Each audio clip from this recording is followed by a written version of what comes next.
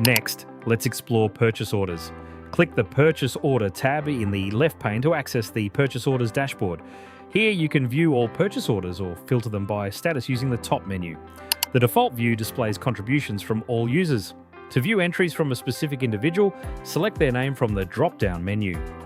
To create a new purchase order, click the plus icon in the toolbar, choose a supplier from the list or add a new one by selecting the Add New option. Link purchase orders to projects or jobs via the drop-down menus in the Supplier section.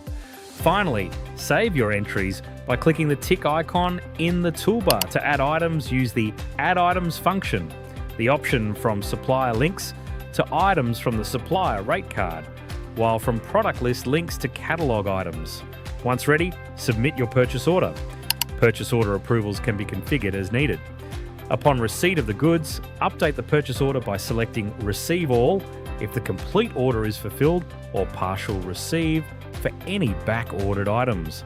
If opting for Receive All, please confirm your receipt in the pop-up window. Partial Receive allows you to access the Receive field to document the quantity supplied by the vendor. Subsequently, the purchase order will revert to either Receive All or Partial Receive status. Access purchase bills from the left-hand pane. The landing page features the Purchase Bills dashboard, where you can view all purchase bills or filter by status using the top menu. When you receive a supplier invoice, click the plus icon in the toolbar to create a new purchase bill.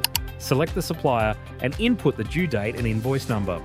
After entering the information, save using the tick icon from the toolbar. To add an item, click Add Item, and a pop-up will display a list of purchase orders associated with the supplier of the purchase bill. Select the relevant order or orders and submit. The purchase bill will initially display as an open bill.